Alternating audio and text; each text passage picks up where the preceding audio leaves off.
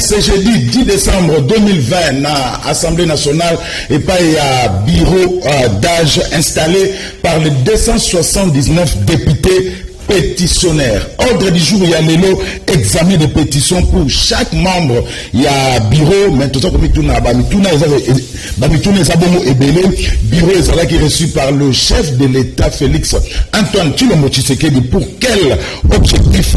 Tolo banini adieu na Janine Mabunda ba pétitionnaire est-ce que ba respecter qui procédure et nous connaissons les cas qui peut majorité et basculer tentative de réponse na katia Canal Presse, il y a Mokolo Yalelo, mais entre-temps, sur l'équipe aux alentours, il y a Palais du Peuple, un dispositif sécuritaire, il y a ma casse la nenga au sakanate, avant qu'on t'appuna, il faut la fouiller, ba poulou sous baza, et belé, ba barricade, entrée principale, il y a Palais du Peuple nana utiko le kawana siko batata ba mama bandeko mbote bipai biso bozuli bako ya kwanda biso nazana esenga koyeba ke boza ebele liboso ba etango na bino ikepo na kolanda Canal Presse amokola lelo toza bongo jeudi 10 décembre 2020 nazawana comme chaque jeudi, chaque vendredi et chaque samedi pour nous représenter bino Canal Presse Otobengaka le meilleur championnat au monde donc la Liga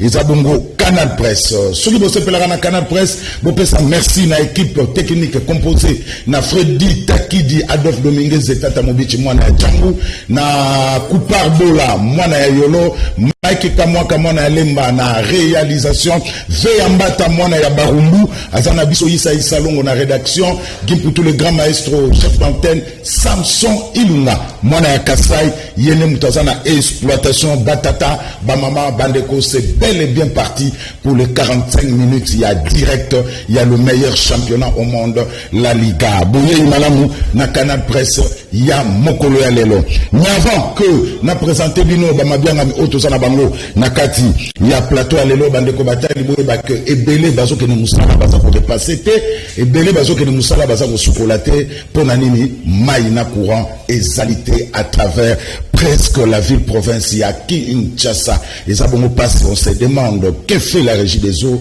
que fait la SNEL, pour la régie des eaux, que, et bien, c'est la moula, et bêta, pour Babanda, que ce qu'on a bango na maya moula, bimi c'est la tono, maya moula kituana, a sombi d'étole, à te, à kenango kosukola.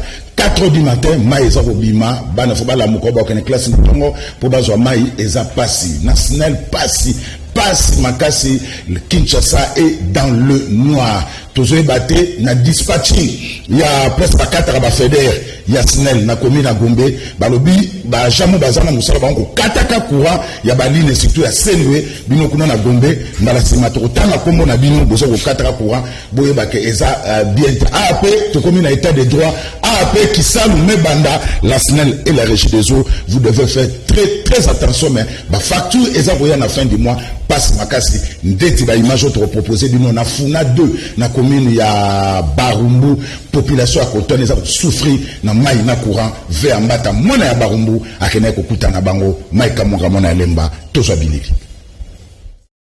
Bon quartier na biso toza quartier Funa difficulté na biso toza nango to comprendre te na moment où to comme la difficulté mo ya makasi côté ya SNEL, côté ya régie des eaux. Nde toza boye eza na bato belé ba ok musala te pona mai pona bilamba non repassé toza ka bongo toza na ba étudiant ba étudiante baza awa ba élève o ba ok na classe ya 6e ya classe ya C ba ok classe te pour pour na mai pour na courant ndeti biso tali basinga batiela biso nkala boye koma ba chanteur pamba pour ezoya te biloko ezobeba bavivre frais tozosomba biloko ya bongo ya pamba bon toyebi te bakonzi yango oyo biso tovotaki faci alobi basala mosala me bango mosala yango baosala ndeni toyebi te awa na quartier na biso toza na problème ya makasi vraiment babiloko ezobeba bamai ezoya te bato bakomisa te vraiment na quartier toyebi te tokobanda ndeni obe tokosuka ndeni te ezalaka susu te depuis tokotaki na confinement bapesaki soki 2 mois ya ofele depuis tokotaki na 2 mois ya ofele wana tosala yango ti esili ti confinement esili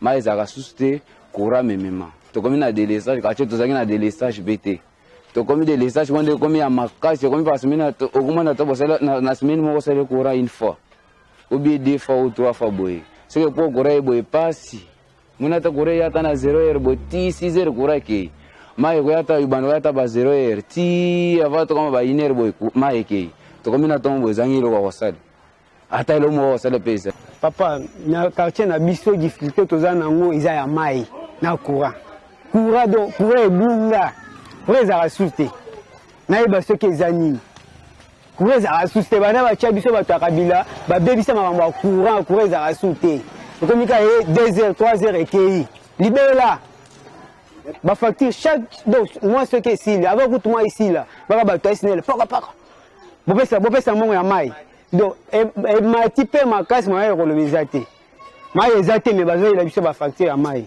na courant tobengi bino mpo toloba likambo ya mai awa nafuna toza na mai te tala ti sikoyo nde totala mwana avandi boye banda ntongo tosokoli te mai eza te awa pasi mpo na mai nafuna toza na pasi ya mai baya ozongisela biso mai ezonga ndenge ezalaki courant na biso ezalaki bien courant ekomi mabe tokosala 2 jours toa na courant te tosala 3 jours toa na mai te po tozwa mai soki mbula ebeti po tozwa mai koto na funa pasi baya kotalela biso likambo ya mai babongisela biso tozala na mai toza na mai te na funao posa te papa quartier lokwa funa talaka yo moko ndenge ozotala talaka yo moko nde ozomona construction ya bien boye funa eza quartier ya bien eza bakonzi bato ya minene mais ezoyokisa biso soni ka likambo ya mai kota mai tozoyoka soni bakonzi baza na funa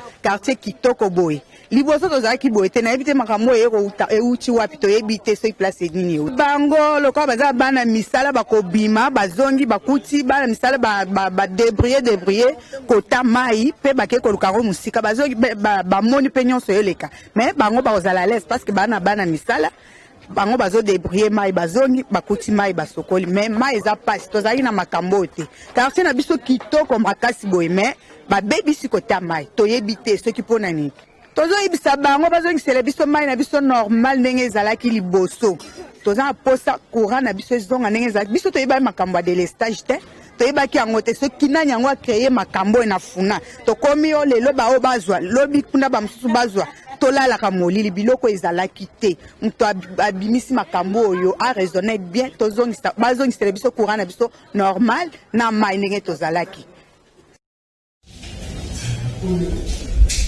Merci, Mike Kamwaka. Alors, ça c'est une vraiment interpellation n'a côté à Régie des eaux.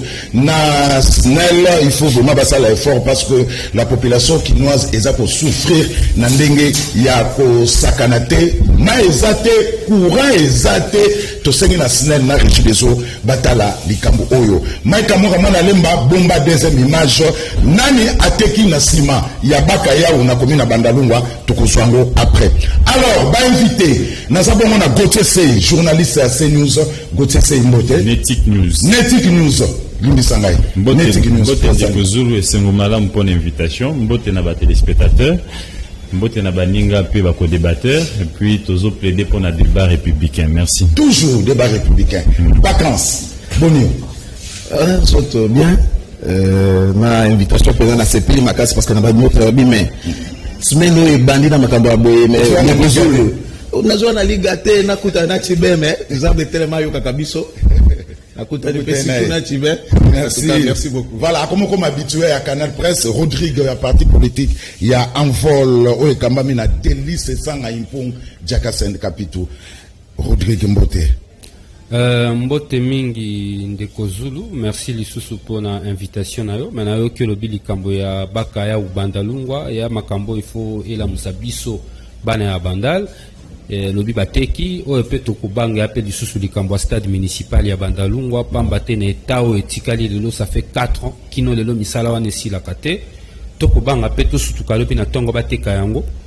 Mais tumba wana tobandaki yango longo na ba sportif ya Bandalungwa tozo continuer yango o po lobi tokofungolela yango misu nde tokosenga na bana Bandalungwa tofungola misu pamba te ba patrimoine na biso commune ba patrimoine commun na biso ya commune eza lelo na danger ko sakana te tokofungola misu pona municipal wana kino mukolo bakozongela misala kino mukolo municipal ekofungwa.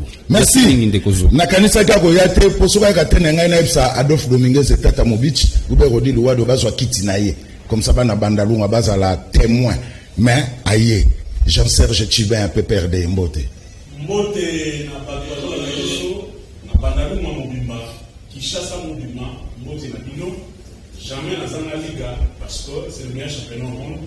Je suis présent et nous allons discuter dans la paix et surtout nous prenons pour les textes et les débats républicains. Merci Jean-Serge Tchibin.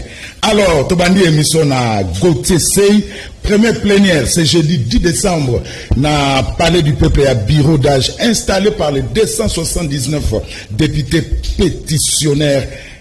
Deux questions. Est-ce que l'autre rôle a dit Mabunda et puis le pétitionnaire, les députés pétitionnaires, va respecter qui procédure?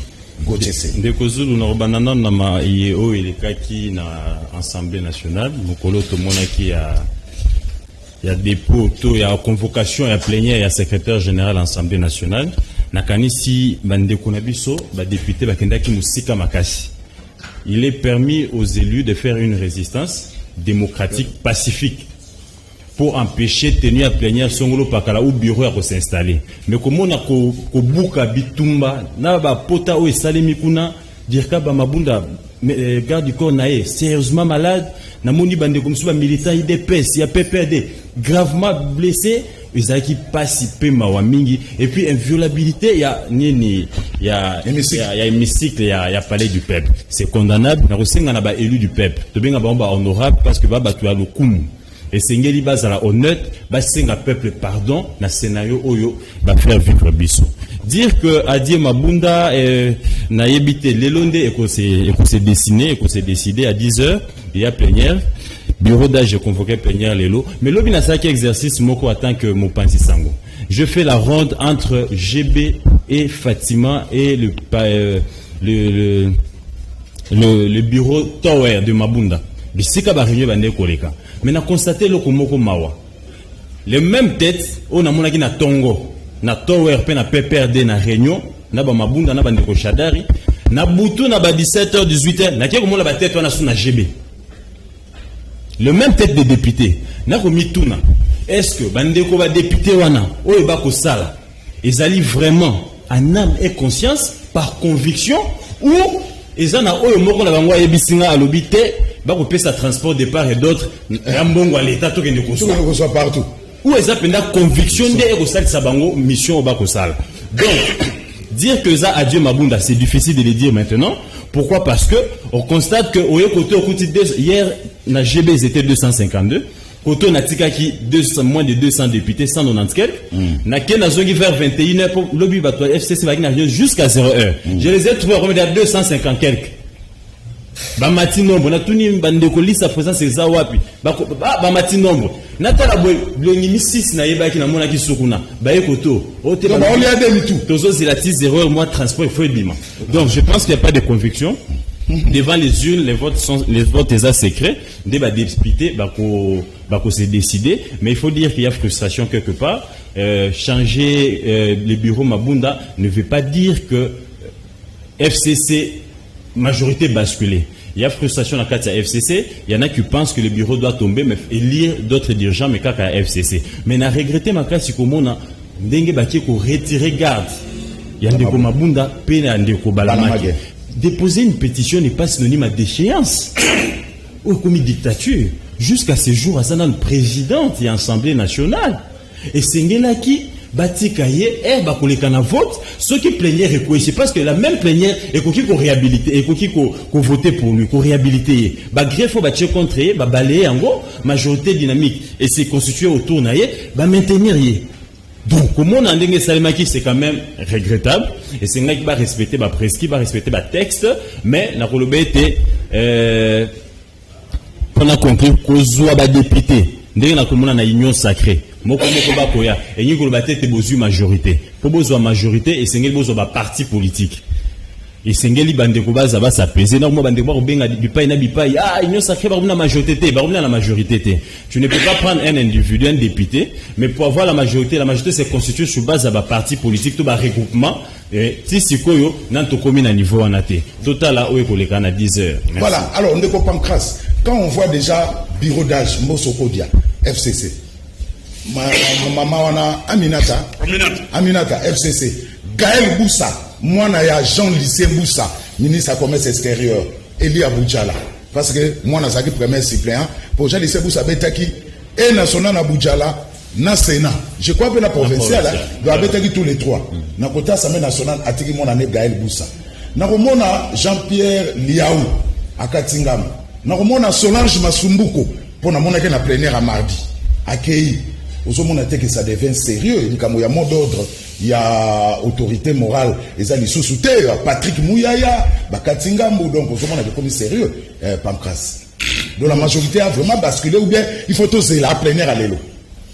Oui, bon, je voudrais Ndeko Zulu d'abord dire Koloban Ndeko Nangai Gauthier que bon, il faut Hermoko côté sa position comme ça nous permet à sa journaliste toujours sentir que ata respecter bazo kakiet ata azana moani parce que d'abord à lobby à wake koboto la madame Mabunda garde nae balamag et je crois que madame jusqu'ici madame Mabunda très active dans ba média non na yo qui était à lobby quelque part que des nazabu et naza déployé na bagarde nangai ça sort de votre journaliste. Une information mon cher ami dans lobby na landa qui madame Mabunda na RFI je crois hier le matin na compte tuteur na yo côté yango et monsieur Balamag continue à communiquer na Facebook na compte na bango officiel nulle part dans monité à lobby que sauf hier là retrouver biso nord sur la lobby que ba botolier ba nanai en plus par rapport dans la majorité parce que à lobby moi makambe belé awa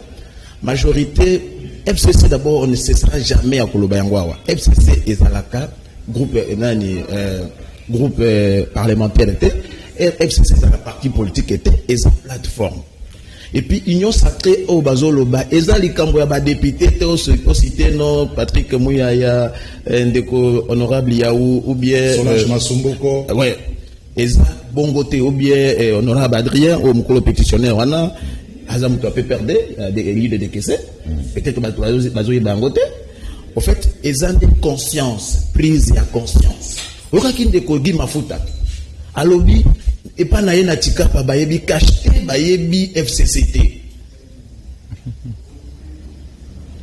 natika bayebi makambo wana te tu vas pas leur dire obite ou bien pas na kana lombe la web ça ba non FCC balobi majorité non bayebi yango te pona bango eza kolia na bango kolata na bango kokene na hôpital makambo FCC cache ça awa ba député bayebi ke baza ba élu Ndeko Zulu d'ici quelque peu bakozonga et pas ba électeur bakoyebisa bango te ke to bandozwa mot d'ordre uti kingakati eza prise de conscience collective eza likambo ya mutu te basculer tout ça non madame Mabunda alakisaki trop de limites je crois que soki otuni lelo batu bakoyebisa yo que madame Mabunda aza militante oyo akokaki esika wana te prise de conscience parce que pas bazo bosana peut-être des journalistes azo des informations à Miko bien biteni moto ya tie motion plutôt à pétition et aza élu à PPRD bato le bango na décaissé honorable Adrien bravo à ces grands messieurs là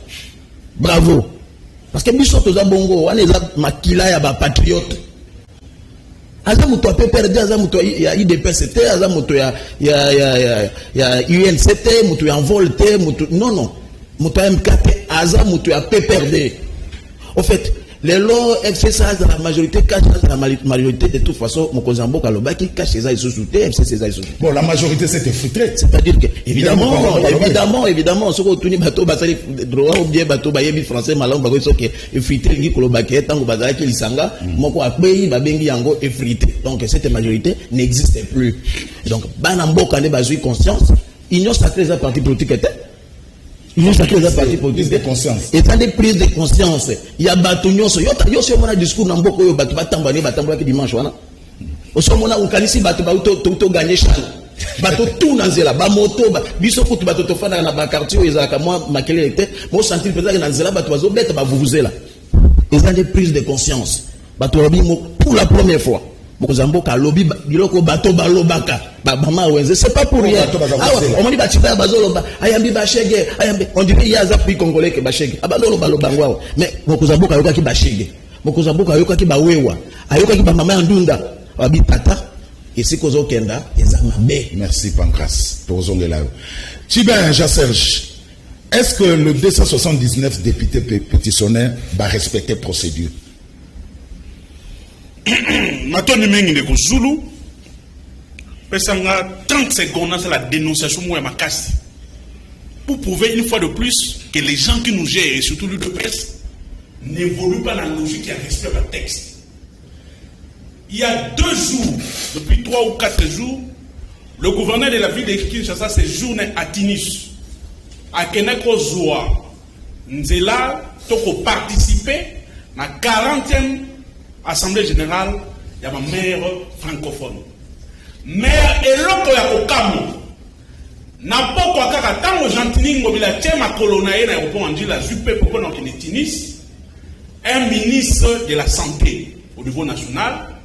Nakongo Eteni Longondo vient de violer encore une fois de plus la loi portant principe fondamental à libre administration de la province, na ba compétence, na ba attribution na province. Ndenge quand on a ça là on prend makamozando. Ndeko na biso Eteni Longondo. Comme il y a une solo ya mbongo te. A autre nommé comité de gestion na hôpital ya Mama Yemo. Hôpital ya Mama Yemo ezali une institution hospitalière à caractère provincial. Et ça a une compétence à gouvernement provincial qui est dirigée par Jean-Tini Mobilambaka.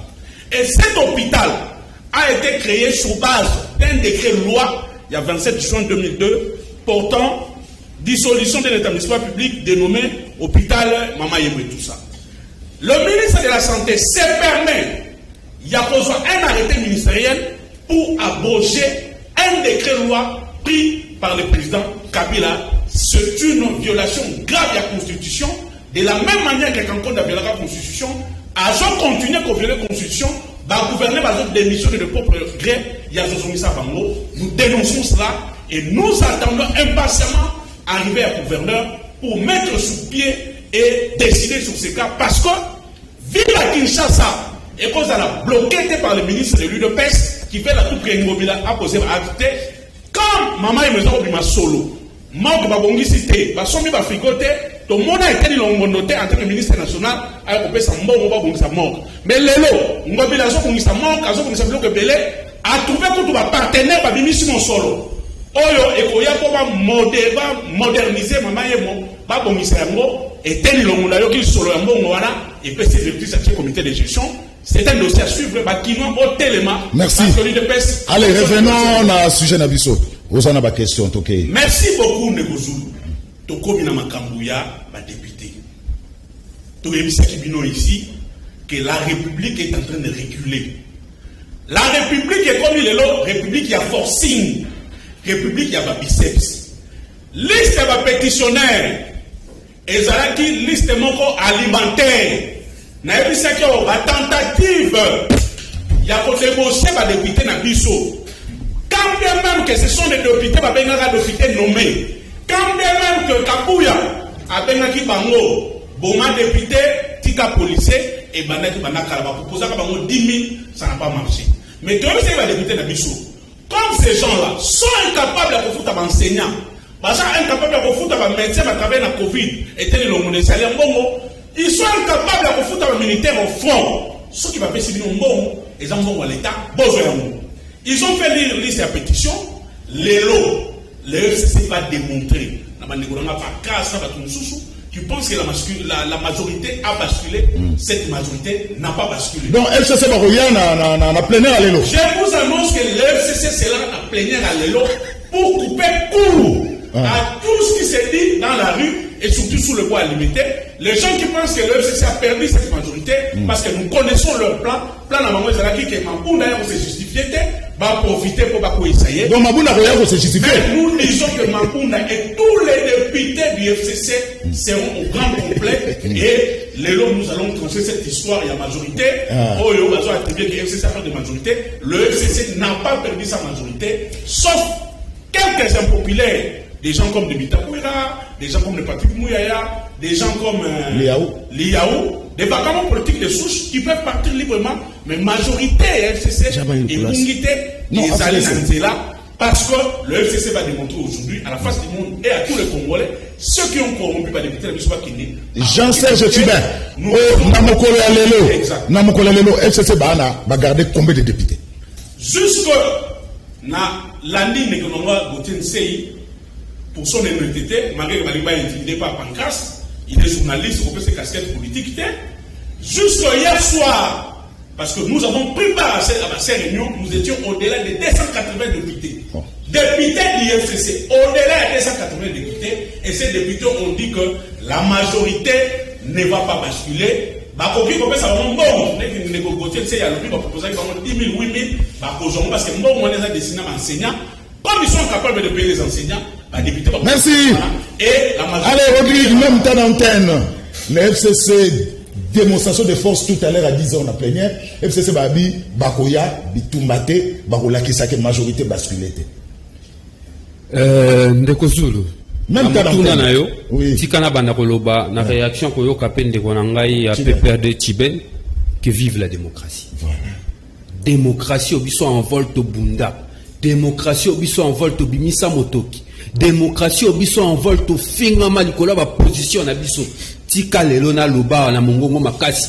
Opinion nationale et la nangai que vive la démocratie pour PPRD va comprendre qu'il faut laisser la démocratie s'exprimer. Nazonga na likambo ndeko journaliste aloba qui a ba violence na kati ya hémicycle. Et tant que responsable politique, homme d'état de surcroît, n'a qu'à condamner violence pipaï biso miuti. Ya bato babeti makofi, bato bazoki na kati hémicycle, je le condamne.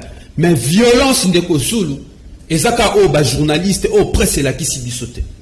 Violence ezali pe moto oyo akandi service courrier ya Assemblée nationale en violation à ba règle pour que ma pétition est quitate, pour que ma pétition est mamate. On appelle violence à Mibeko. Violence ezali peine de Kozulu. Kobo ya ba initiative parlementaire et que ne tina souka ya procédure. On appelle ezali violence. Violence ezali peine malgré que vous êtes notifié. Il y a ba pétition ba membre ya bureau. Bon convoquer plénière moko de manière cavalière. On appelle ezali violence.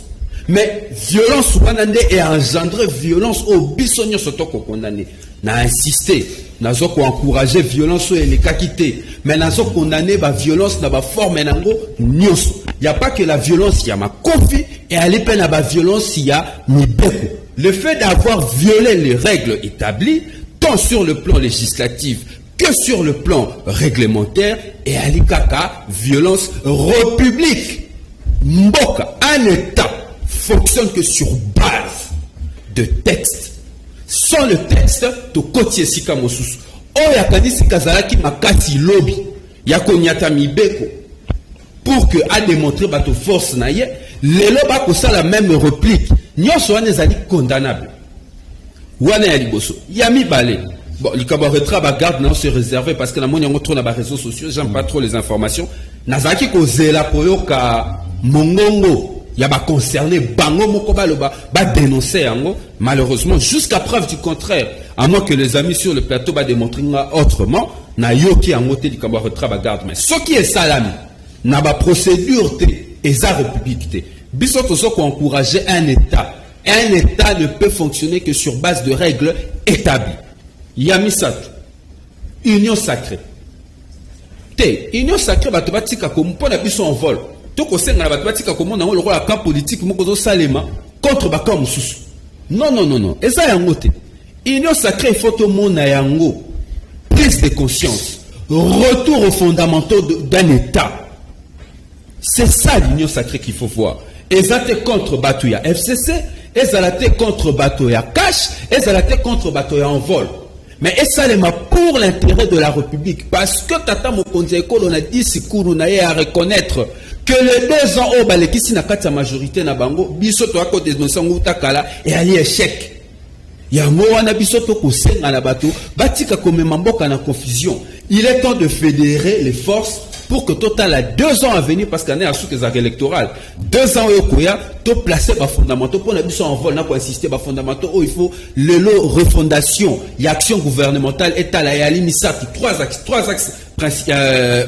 principaux, yayambo, réforme électorale. Il faut ça de manière consensuelle. À la différence à Salema qui liboso, réforme il y a pour un camp contre les autres camps. Deuxième, assainissement, il y a finance publique qui n'a pas.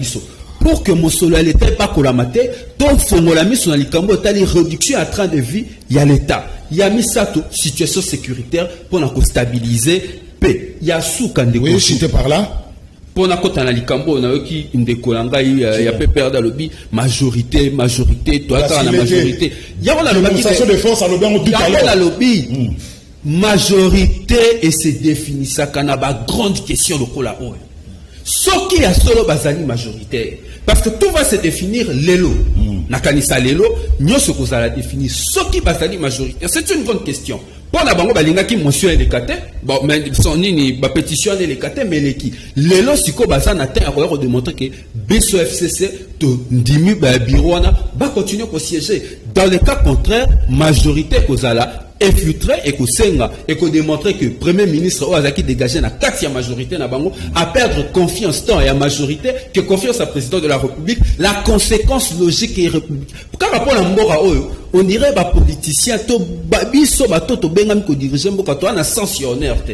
Déjà na niveau to aleli premier ministre fallait éviter les mboka crise, il fallait déposer démission parce qu'à perdre confiance il y a président de la République et sauf qui monsieur Eleki a perdre deuxième niveau à confiance. Merci. Comment Moussouana Nakataka ya Boma Moussouana tango sa parole. OK, na bomba. Alors Gotese, on reproche à Mabunda gestion moko opaque, calamiteuse dans l'Assemblée nationale. Mabunda pesa l'Assemblée nationale est l'invité. Le coup la Vital Kamera pesa l'Assemblée nationale est l'invité. C'est ça qu'on reproche aussi à Mabunda. Avant nous avons rencontré dans Ndeko, il y a IDPS, je pense. Aza porte-parole à IRCO. Je suis porte-parole à Union pour la Russie du Congo. Voilà. Parti allié de l'IDPS. Parti allié de l'IDPS.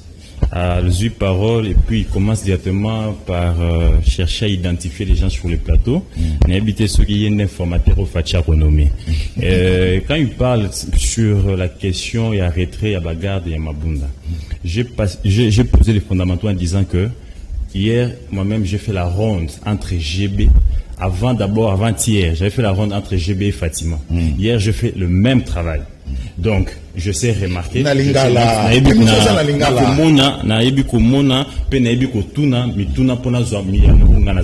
ce moment-là, il y a qui pundi. Et attendre que Mabunda le dise, Balama le dise, ça n'engage que eux, ils se sont balobi en côté pourquoi n'a évité, mais c'est remarquable de Kouchiba le bilo avec la réunion na Bangope, il peut me le confirmer ou me contredire sur ces plateaux. Il n'y a pas de cortège, ils ont été retirés. Donc il faut s'informer, c'est réservé sur ce qu'on ne sait pas. Maintenant, on a rencontré Ndekonanga, il a posé une très belle question. À Bandi, à Lobby, il condamne tout ce qui est violence, tout ce qui est violation, tout ça. Mais ce qui est totalement malam, violence et bandit wapi. Sans parti pris. N'est-ce pas? On vient déposer la pétition. Madame Mabunda et ses services Bakangi Babiro, ce qui est condamnable. Babiro est au salaté. Et d'ailleurs, moi personnellement, Madame Mabunda fait qu'elle sa leçon à la démocratie. Aïe, moi, font la Babiro à recevoir la pétition Oyo. Ah tiens, on a service, balande la service normal. Mais le fait est, j'ai condamné ça. Mais comment on était Bazala quitté? Les bureaux étaient fermés. C'est une violence que je n'encourage pas non plus. Bah, qui est le secrétaire général de force Nanda Kounaye? Bah, y naïe pour bapé ça y est. Ça crée ce que ça pouvait créer. Bah, huissier. N'est-ce pas? Huissier de justice ou un réceptionnaire qui bat dossier. Ce qui veut dire, la canisse bandeko droit bazar, je passe sous réserve. Ce qui veut dire que lundi de bandeko wana et c'est qui va cotisa score ba pétition wana nani na processus comment on dit na procédure normale pour écouter na courrier tié et mata madame azala notifié que non ils ont la pétition moko eza. Donc jusqu'à samedi ou jusqu'à lundi matin officiellement, les bureaux Mabunda n'étaient pas informés de la pétition. Non, je parle officiellement. Officieusement, oui, mais officiellement. Na bandi na rolobaboué, na condamné pour fermeture à bureau et courrier, bureau nyonso samedi. Ça je condamne. Mais du fait que c'était déjà fermé et que huissier, huissier wana a réceptionné en gros, ce qui est normal, ce qui est logique. N'est-ce pas? Et c'est vrai que ce que huissier wana lundi na tongo akoka ko koti sabani wana na procédure normale. Oui. Va déposer un courrier et ça la rapport na qui de droit et s'est penché sur la question. Donc, ce qui veut dire jusqu'à lundi, madame Mabunda officiellement et son bureau n'étaient pas encore saisis, il y a ma pétition. Donc, comment on a oesalema qui lundi qu'on imposer, excusez-moi les termes, et je dis bien imposer les secrétaires généraux na ba condition esalema ki ko sengaye a convoquer plénière na sans wana ngana kanisipe et ba bieza qui peut procédure quelque part. Donc de part et d'autre, il y a des violations qu'on condamne. La kanisi ndeko honnêtement et sengaye pas banda place wana alu bajeta. Alors la question Mabunda chef l'Assemblée nationale l'ingité. Je suis à madame Mabunda comportée comme militante du PPR et présidente de l'Assemblée nationale. Je suis à madame Mabunda. Je dirais qu'il faudrait comprendre les contextes. Tous en un contexte moko oeza différent dans contexte où il est cas qui a ndeko Kamere na ndeko Bochap. Ndeko Mabunda a joui parlement dans moment de coalition. Oyo pouvoir ils a partagé. Donc quelque part, la prise de position naie, ils ont défendre Kanaye. Il faut défendre Kanaye. Mais dans le Biboui, tant on assume la fonction à l'écolo, n'est-ce pas présidente ensemble, n'est-ce ministre. Tu n'es plus militante, tu n'es plus membre d'un, tu ne sers plus parti comme tout le monde, comme aux ADG. Là, tu sers la nation. Là, tu sers les pays. Ce sont les intérêts du pays qui priment. Si on a commis tout na j'ai parlé avec quelques députés à FCC. Ni on va reprocher. L'obité a retiré qui Kester signature.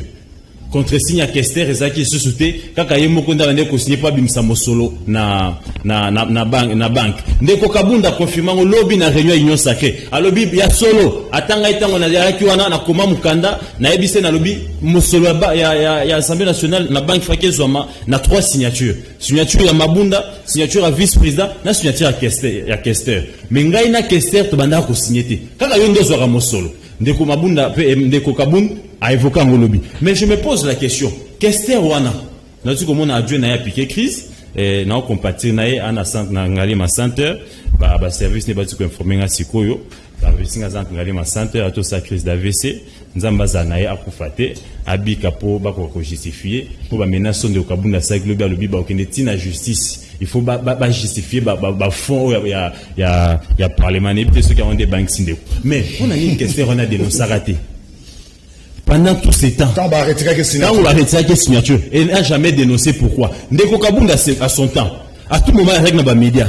À l'oba, il y a un Ote na sela ke mukanda en privé. Mais on a no sera mukanda, mais on a 7 millions pour organiser congrès au Lega na top Congo Lobango. Quelque part, je comprends que en tant que journaliste d'investigation, je me rappelle la parole Moronde de Okabunda Lobaka.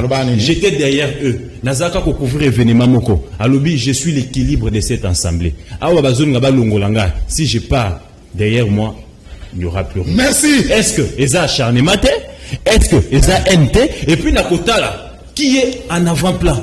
Nani azo mema combat? Nani azo porter bandeko nyoswana ndeko Kabunda? Mais s'il y a un problème de gestion en interne que les députés sont frustrés, na kanisi lelo ba député ba osanini, la vérité que Egobima ba député ba osanini ba ko se manifester dans la ba ko sanctionner bureau Mabunda, batala ko tcha. Merci Gauthier Sey. Alors porte-parole à Irko. Nemi na malobazwa ki na conférence des présidents FCC, Nemi lobi ba sengi na Kabila Chinarambo aloba vérité. Soki au moins soki Chinarambo lobby et ko yindao. To ko yeba vérité. Akolobate parce que Zarazan est là pour akolobate. Ezate kaka pona zana eloko akolobate. Mais mibe kona biso oyezo bongisa banse président et pekisiye azala na bilobela oyo koti ya moko. Oh, bozo banga Chinarambo aloba. Non, na lobby azana eloko akolobate. Chinarambo auto président de la République ya Kingakati azana eloko ya Kingakati za république. Il faut rectifier. Eza résidence ya Raïs Kabila. Expliquer que c'est république. Là, modérateur on a beau, c'est république. Voilà, ils allaient résidence il y a Raïs République démocratique du Congo. D'accord. OK. Azan eloko akolobate parce que ba réunion yebisaka bango réunion na bango ezalaki je crois na Kingakat. Ayebisaki bango lobby, bozon di matek accord ezali. OK, d'accord. Na réunion ezoya sima na komemela bino accord. Et puis que biso toza na bandeko o baza ba député tant ba ke na réunion ya Safari Beach ba bilelo to kozwa quoi ça accord ba komi na Safari Beach ba isi bango azongi na nzela ayeli susute tina lelo tozo zela ka accord wana président ancien président de la République azana eloko ya kolobate au fait par rapport na Tibé oyebi que les signes de temps ne trompent pas mon frère. Au lobby, autant un de personnes dirigées. Ah, déjà, tu vas comme déjà la statue opposition. C'est ça qui bango. À lobby, autant un de personnes ont violé la loi, les lois de personnes. Nous sommes très heureux parce que les signes de temps ne trompent pas de Kozulu. Au lieu qu'il y a communiqué honorable sénateur Mouilania. Député national. Député national, voilà. Député c'est normal. Omoni, alobi, nous dénonçons. Tobia, voilà Bastille Nabiso. Bastille Nabiso, tozana ko sepela makasi comme on a que totangisa ki batu, babando se kabiso, mais to kopesa bango ma ba leçon mais baza déjà na mafa za wana pour expliquer bango ma maté ya bien. Mafa, président Eli Martin, président élu Martin. OK.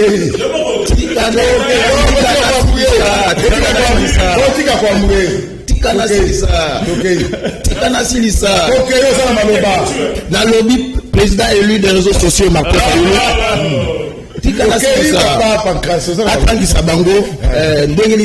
opposition. Au fait, pour prouver discours à chef de l'État sur les quoi ça échec il y a 2 ans oyo. Au monde Tibé lobby na lobby IDPS bazo respecter boyete bazo sala boyete. Donc pour Tibé c'est l'IDPS qui gère le pouvoir et biso to s'assumer yango que IDPS a géré le pouvoir yango to lobby que le fait que biso zo gérer le pouvoir na binoté parce que moto ya koyeba ndako soki zo souhaiter zaka moto ala la kanakati bi alobi na biso alobi bongo que bomoni république dans état basé en zété mais bango ni ba taliban. Voilà, ce sont eux qui ont tué ce pays pendant 18 ans. Et ça dit que licenciés, master, ceux qui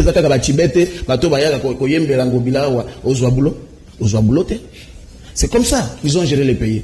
Il y a des choses très importantes. Citez rapidement. On a connu ça. On a constaté violence et il y a procédure dans l'Assemblée nationale. Et ça à travers le bisoboïté.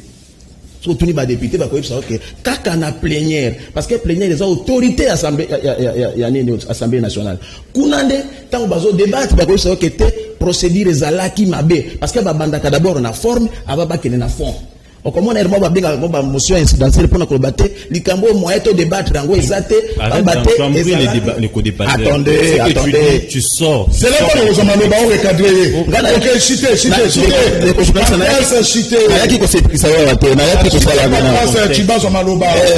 Donc, exact que FCC, au moment il y a un vol, je suis vraiment content parce que lobby que vive la démocratie. Oui, tant qu'on a bien, mais les gens dévient. Mabunda a pu communiquer, naïf sont des journalistes. Samedi, on a suspendre toutes les plénières. À tout qui pour aller basé qui l'invité parce qu'il y avait personne. Le soir même, il y a samedi wana. vers 19h. Pendant que le bureau était fermé, à 21h, Bapesi communiqué, Balobi, plénière Union Suéza suspendu jusqu'à nouvel ordre. Tout le monde a vu ça. Quelques minutes après, Balobi, non, tout ça, quand on a communiqué Facebook, Balobi, nous avons commis une erreur dans la base. S'il vous plaît. Allez, une seconde. C'est-à-dire qu'il y avait déjà une volonté exprimée, il y a qu'on bloqué Makambu. Donc, il y avait une procédure qui violée. Madame Mabunda avait déjà suspendu alors qu'il y a Azaki Sousouna. Merci. Alors, plus qu'Azala qui est déjà démissionnaire. Merci. Alors, Chibin, vous avez noté que le FCC est à danger. Ceux qui vous savez que le FCC risque de disparaître comme l'impère. Pour les lots, ceux qui déjà Patrick Kanga, a commis Kokumisa Martin Fayelou dans ma réseau social, dans tweet. Vous allez rejoindre l'opposition. Dixit Pancras, porte-parole à Irko. Non, Ndeko Zulu,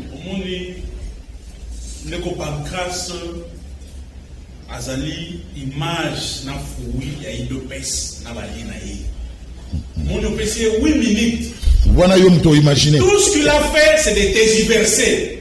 Asibia Watiki, sans donner la bonne information, sans réfléchir. Aloba, ça prouve à suffisance. Il doit retirer ça. Ça prouve à suffisance. Il doit retirer ça. Que l'UDPS non, qu'il retire d'abord ça. Il ne faut pas dire qu'il, sans réfléchir, qu'il retire ça. De gens et des Moi, je ne sais pas, j'étais monsieur. Nous ne sommes pas sous le bois. Nous ne sommes pas sous le bois. Quand tu parlais, j'étais comme j'ai noté. Mais tu ne peux pas dire des bêtises. Maintenant que je parle, prends ton stylo et note. Parce que le matin qu'elle va te donner maintenant, sous le bois, tu n'auras pas ça. Et nous parle de la violence. La violence, c'est l'arme de l'UDPS. La violence est bien mort.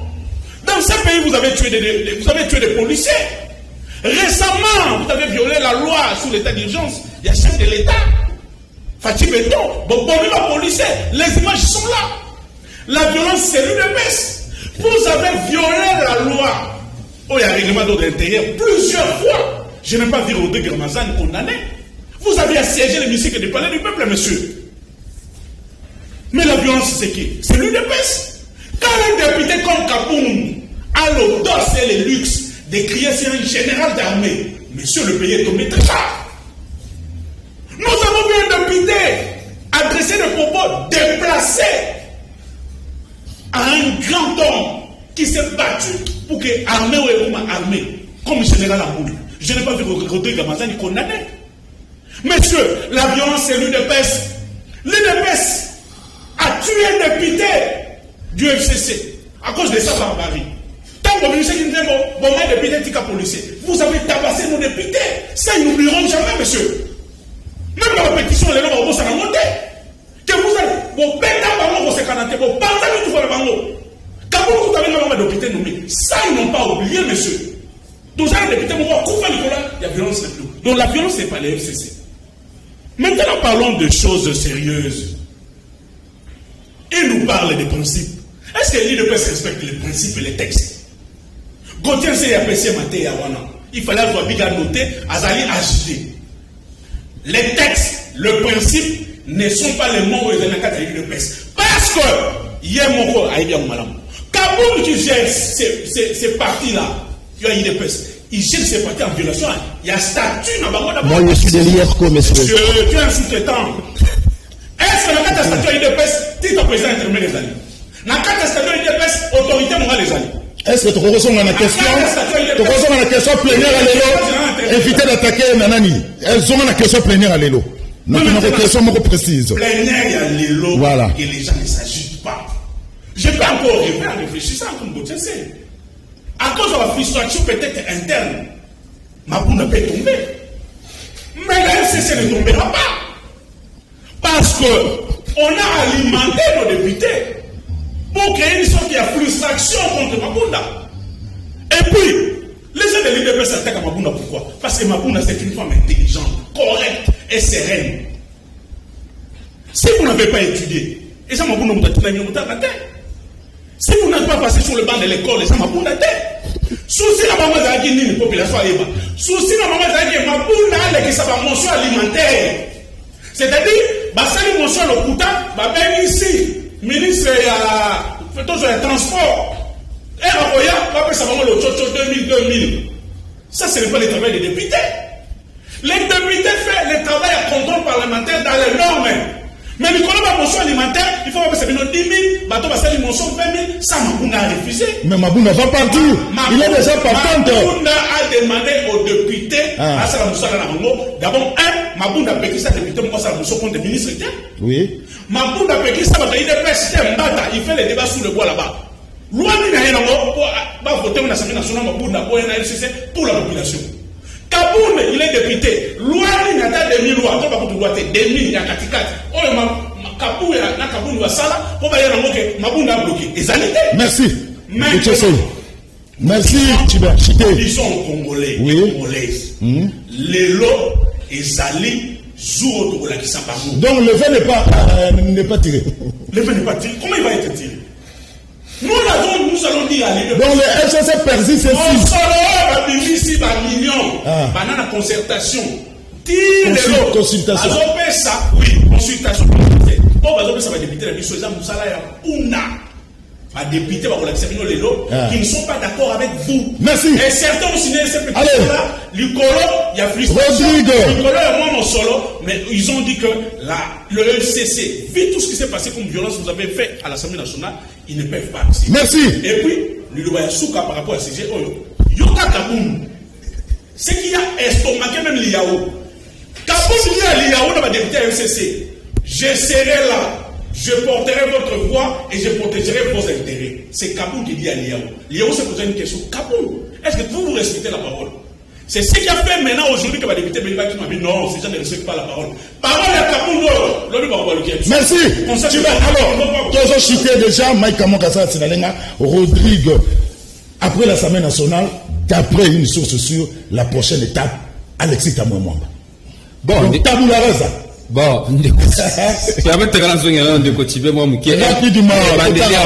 Les bandeliers ont des côtés lobby député impopulaire roi Baliaou atanga itanga mo bakombo à peine en souka lobby sous. Et à parenthèse. Merci. Et à parenthèse mais na souko récupérer les sous on a compris que ça j'ai politique. Na kokota na tactique wana te. Na ke directement na makambo esengeli et l'Obama. Et c'est voir PPRD le azo dénoncer débauchage. Bon, pourtant la mboko to bureau ya débauchage ça nani. Bon, yami balé. Balobi o ndeko mapunda bloquer initiative parlementaire ni. Ndeko chibe. Moi comme nous zo biso vivre na planète ni Mars to vivre na Jupiter. Est-ce qu'il faut nous rappeler que loi sur la CENI ya ndeko Lutundu la ezala bloqué plus d'une année. Parce que l'intérêt à PPRD, na FCC, et ça qu'on s'est retrouvé dans la quantité. Non, c'est pas une loi de journaliste à lobby. Quand on devient responsable d'une institution, on devient un homme d'État, on enlève sa casquette militante. Et là, on va pour reprocher Nabino Bokomisaki, maman présidente de l'Assemblée nationale, surtout par l'entremise du cordon, on dirait Pierre Morobo, Tindikaka, Tchouchou, n'aurait pas la palme, bitch, à Tombolagi, Mongo, à Siliki. À lobby, ce qui est comme un niveau à l'Ico, Nabino. Bon, on est à parenthèse. Yami Balé. Bon, yo ma comme Nabino nga ke na ma comme Nabino to ndo ko ba mbilo na bino ko sa ka mo place. Yo ni c'est yo ni ça no esika makambo na lobby alo. Ya so. Vérité nde na ko loba nga na ko ke na banzela yiki kite. Yami Balé, obosani sute. Obosani qui envoie la Kitsaka proposition de loi sur la révision constitutionnelle. Et vanda la batiroir et ba traiter ngote poani.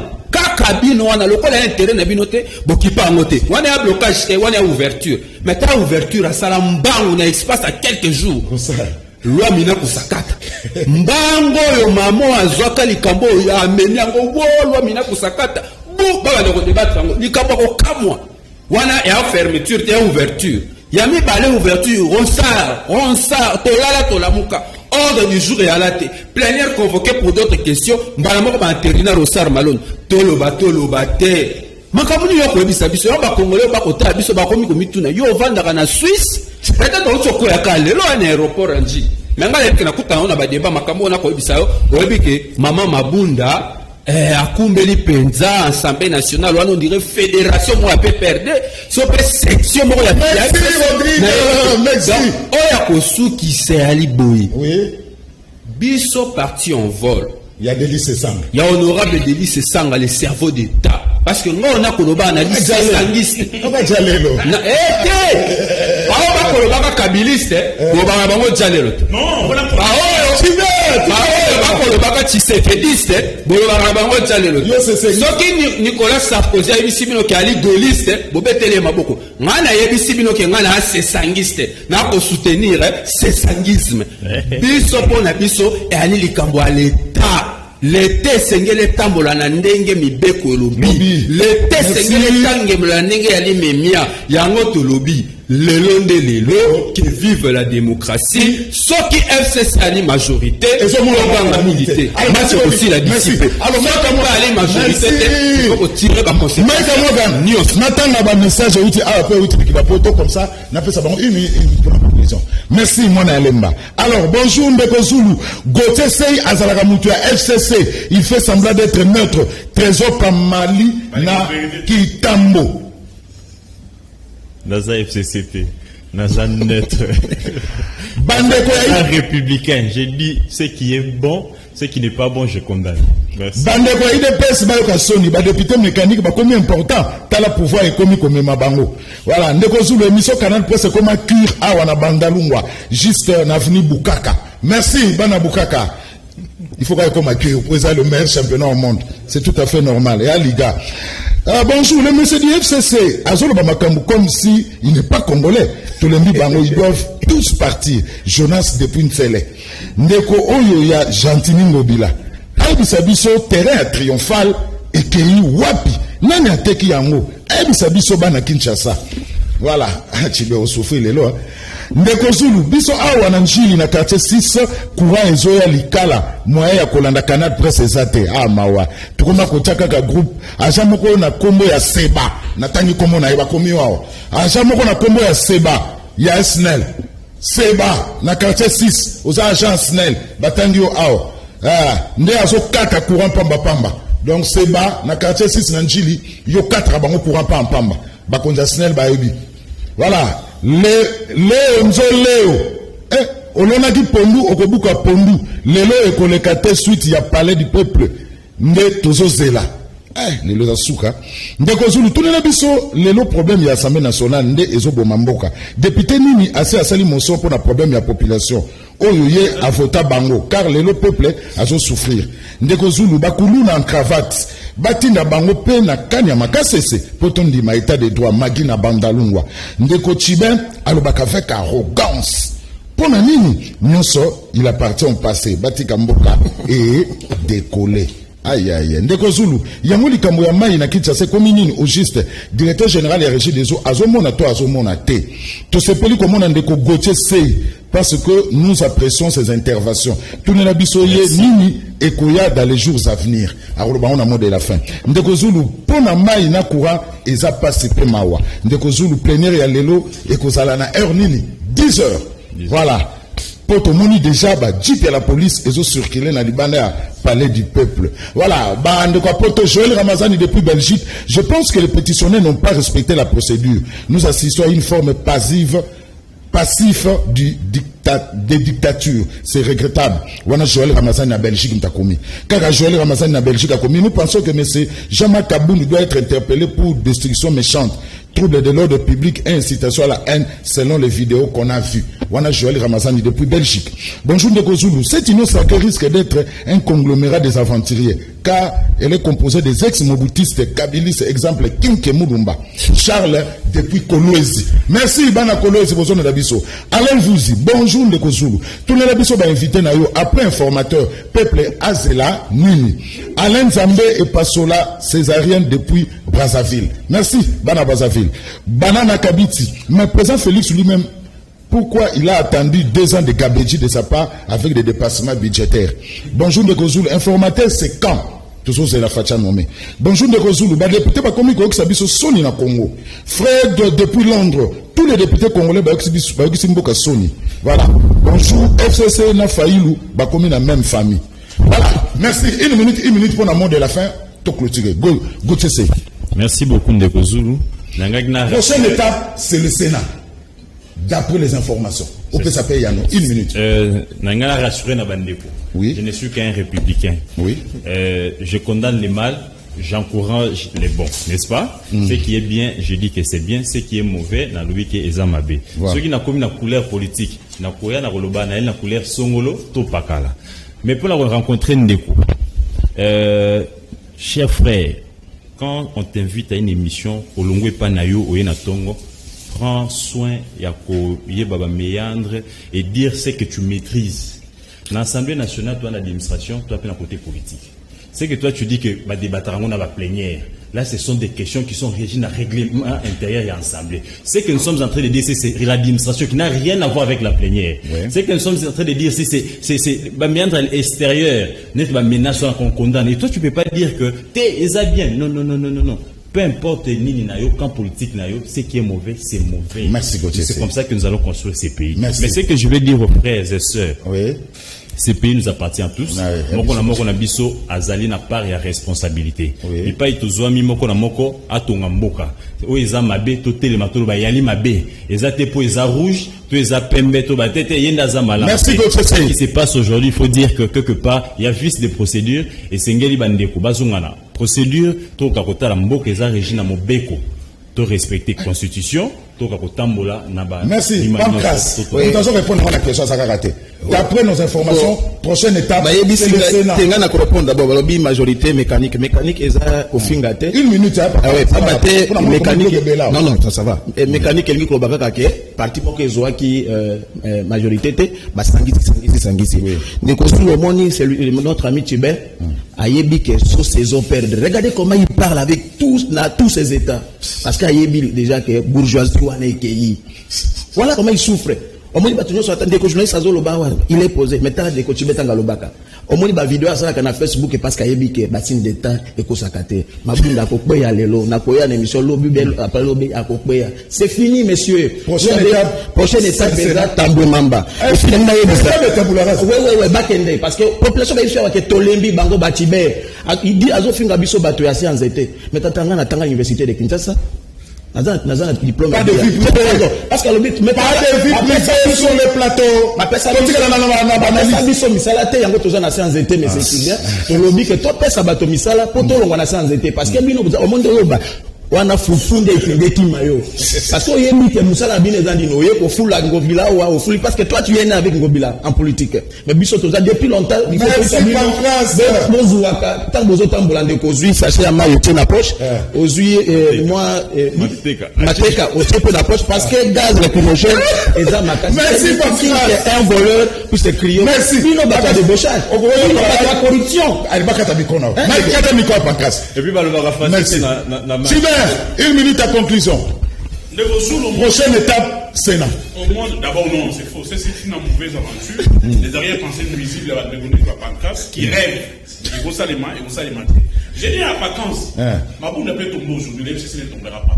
C'est lui qui sera à la place de Mabounda viendra de l'FCC. Si tu veux un débat continu, toi, ce soir, ou bien le je suis prêt. Il y a beaucoup de monde autour de la débat.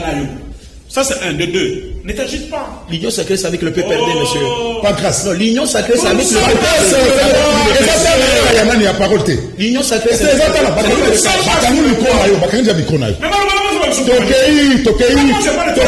PPRD. Deuxièmement, oui. Tu peux t'agiter. Parce que ma lobazo n'a pas ça, c'est ma manière de communiquer. Pourquoi? Des trucs que j'aime beaucoup, à rencontrer l'UDPS et les caches et ses allées, ses sous-traitants d'être en vacances. Banda va être 2 ans. Ils nous ont amené aucune proposition de loi pour la population. Il y a la loi sur la Seigneur le Tundula. La loi sur la Seigneur le Tundula. Et bien, si il y a la Sanya, il y a Sanya, il y a Congolais. Il fait pas de loi, il y a attends nous sommes. Et bon il y a Obemina on a un et bagisi nya sakata. Et bagisi ni na Sanya Congolais. Ces lois là, d'abord et comme les lois comment côté na Sanya Congolais. De deux, c'est un juriste comment les lois sont traitées par rapport à l'ordre d'arrivée de l'Assemblée nationale. Une année. Une année. S'il y a des lois qui ont été introduites devant Wana, ça va être mon demi. 3, la loi Sakata et Minako. Nous avons fait 2 exemples. Non, je t'ai parlé, M. Sili. Les lois, le magistrat, ça va tout puissant, n'a pas parquet, ou est bien malade. Bah, on a moi dans la Ok, na parquet, soit que mon appel, moi, on a un bon rebelle sur le Kobanga. Cette loi, il n'y a rien de bloc. C'est-à-dire, les magistrats qui se voient puissants, Moutassa yon m'appelle, la même na makala a bénéficié. Au combien mon magistrat ici comme côté. Allez, chité. Chité, tu avait un intérêt précieux par rapport à la population. Allez, chité, beaucoup de temps. Et monsieur Sili. Et puis, il y a Souka. Il y a Souka, beaucoup de temps. Oui. Les insultes, la barbarie, la violence et les armes faibles. Amenez-nous un débat des idées. Bon, on a vu ça, que nous, l'UDPS, on avait amené une loi. Allez, merci. Rodrigue, 1 minute et nous sommes conclure.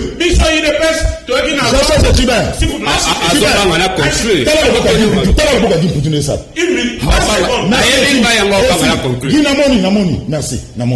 Rodrigue, prochaine étape, c'est le Sénat. Vous confirmez? Une minute, on va répondre à sa synthèse. Il y a une confusion entre l'initiative parlementaire et la gestion quotidienne il y a l'État. Gestion à l'État, il faut que ça soit Congolais. Gestion à l'État, il faut que ça soit Congolais. S'il te plaît, toujours agité. Gestion quotidienne à Congolais, des rebondissements Congolais. Il y a un gouvernement, le FCC cache s'il te plaît. Échoué. Ce sont des lois qui sont s'il te plaît. Azobanga conclure. Monsieur Sili. Alors, Kimia. Donc, il y a une confusion. Donc, à confondre, il y a une initiative législative où ils allaient bloquer. L'initiative, il y a une initiative, il y a un foyer de justice. Il y a une justice, on a ça, prochaine étape, Sénat. 2 ans, il y a Souka, échec, il y a échec, il y a FCC parce qu'il y a la première ministre, il y a une majorité. Il y a FCC, s'il te plaît.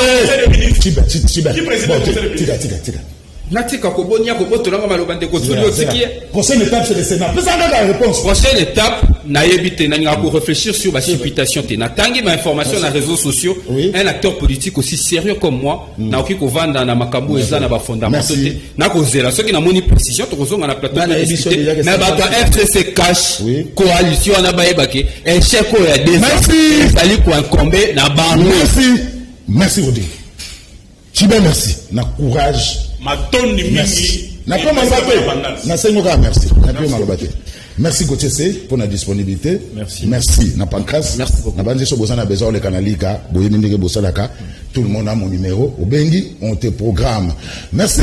Nabino Bandeko Batali, Ndeko Zalake Bela Olanda Bisso, les londes première plénière pour na bureau d'âge où ils ont conduit. Et pas il y a honorable Mbosoko Diampouanga. Examen de pétition pour chaque membre et bureau. Donc, les longs de vérité. Est-ce que la majorité a basculé? Toute la majorité n'a pas basculé. Photo, c'est là en direct sur la télévision nationale congolaise. Pour na bana banalou, on débat qui bakayaou, beaucoup soit ba image, on a Canal Presse, il y a lobby.